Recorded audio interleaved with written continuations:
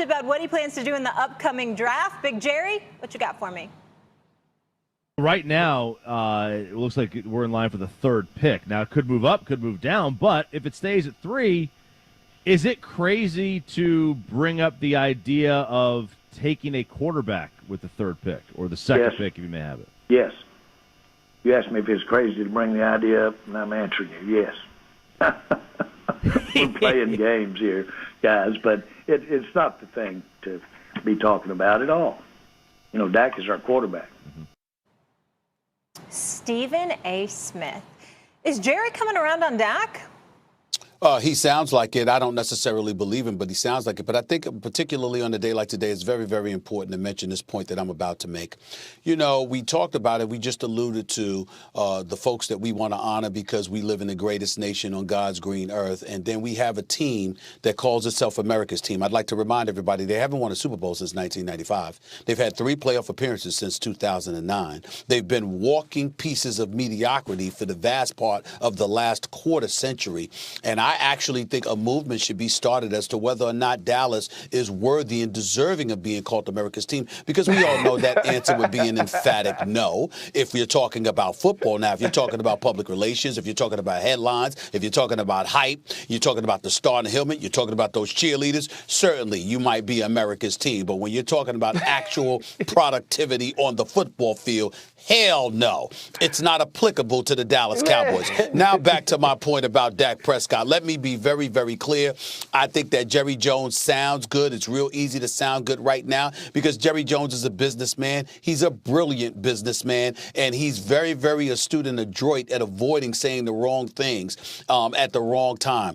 For him to go out there as Dak Prescott was balling the way that he was balling, considering how moribund the Dallas Cowboys have looked without Dak Prescott since he went down with his broken ankle, considering the fact that he's fresh off a season in which he threw for 4,902 yards, 30 touchdowns, just 11 interceptions, completing 65% of his passes, and you still could not come up with a long-term agreement for him.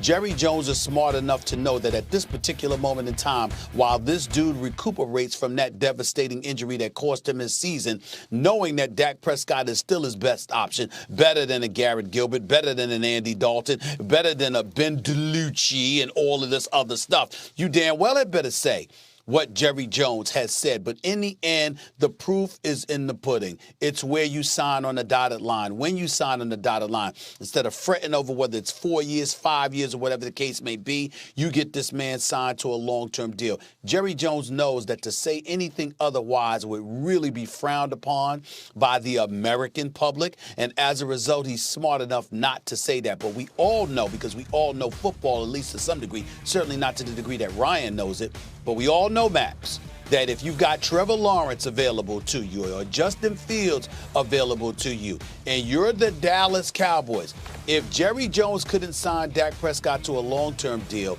but still signed Andy Dalton as a backup, why the hell wouldn't he draft one of those top 2 guys if he were in position to do so? So it sounds good, but I don't believe him. Is Jerry Jones coming around on Dak? Well, let me first address the Justin Fields, Trevor Lawrence thing. Of course they should draft those guys if they're available. Dak's rookie deal is up. Those guys are going to be on a rookie deal for half a decade. And those guys, look, Justin Fields reminds me a lot of Dak. Same size, more or less. Like his ability to play the position with his arms, with his legs, his leadership, all that stuff kind of reminds me of Dak. And I know you can think, well, but Dak is already Dak. You're hoping Fields becomes Dak, or maybe even better one day, right? But that lack of a guarantee means, hey, just pay Dak. Okay, is Jerry Jones coming around on Dak? No. He came around on Dak, Stephen A. Look, his mistake, Jerry Jones's mistake with Dak, was he was penny wise and pound foolish. He and Stephen Jones really wanted to milk that little $2 million a year salary before they had to pay him, and they waited until the 11th hour to seriously try to get a deal done. That was stupid. However, when it came time to getting a deal done, the last reports that I read were the guarantee was $110 million. Carson Wentz was guaranteed $107. Carson Wentz is a bad deal for the Eagles. I don't think they'd redo that deal. Like, if they could sign that deal again, I don't think they'd sign it again. I think Goff is not a great deal for the Rams, and the Rams are pretty good. But I think Goff's contract hurts them. Are we sure Dak is better than Wentz and Goff? I think he is at this point. If I had to order those three, and their kind of positions keep changing relative to one another, I'd have Dak right now number one. Right now, number one, even with a catastrophic injury. But they offered him guaranteed money, even if you want to say, well, the structure of deal was right in line with Goff and Wentz, which I think is a bad deal, but they offered it to him. Stephen A., when you say it's all well and good for Jerry Jones to talk and say whatever, but what does he do? What he did was offer Dak the deal, which Dak's side turned down because they looked at the CBA and what's going to change and believed a shorter-term deal was in their best interest. Patrick Mahomes signed a long-term deal. You know, Wentz and Goff signed a deal maybe not quite even as good as Dak would sign, but it's right in the ballpark. He turned it down. And when he turned it down, he bet on himself. And by the way, you think that's a pretty good bet, right? As durable as Dak had been. And then he suffered a catastrophic injury. And that is precisely the danger. That's why you take the guaranteed money. He didn't. But the question as to whether or not, you know, Jerry Jones is finally coming around on Dak. If you don't come around on a dude, you don't offer him $110 million guaranteed. Well, listen, I think like he believes in Dak, but he believes in Dak to a point. And that's probably the right way to feel. I said this before the offseason started. I said there is no amount of money that Patrick Mahomes can ask for from the Kansas City Chiefs that's stupid. There's no amount of money that they would think, you know what, this is just ridiculous. And we could see that by the deal that he got, even though it's actually kind of team friendly. But with Dak Prescott, Jerry Jones is like, we like you, but we like you to a point. So here is where I don't believe Jerry Jones. You think that if Jerry Jones has the number one, which he probably won't get because of the Jets, but has the number two pick, he's not going to seriously consider that he has that pick and Justin Fields will be available, or Trevor Lawrence might be available. Because when you look at now trying to get a long-term deal done with Dak, you could do that. You could do the deal with that in mind. Like, you know what? We're going to offer you this. You're coming off of injury. There will be these type of incentives in your deal. But you always know that if you go into the draft without Dak Prescott on a long-term deal, you can get one of these two quarterbacks. And trust me,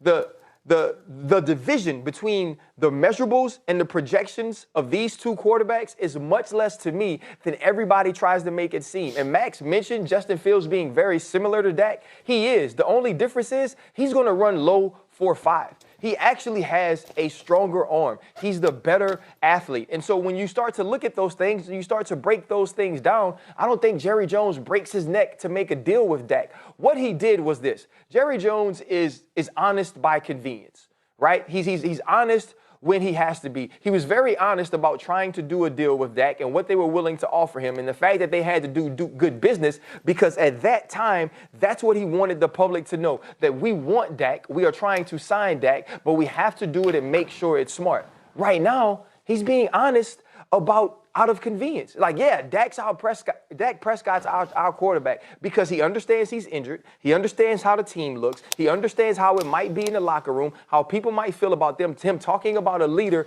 that is obviously missed and obviously needed. But when it comes down to do business in the offseason, he's going to do business. He hasn't come around more to Dak any more than he ever was. If it makes money sense for him, it will make sense. If not, he tries to move on to the next best thing, which if he has one of those top two picks or one of these very good young quarterbacks. Let me give y'all a perfect example of why the Dallas Cowboys have such significant problems and how they will be perpetual losers in all likelihood for years to come, or at least for the foreseeable future, because we've got too many apologists out there, too many people wearing pom-poms trying to celebrate the Dallas Cowboys.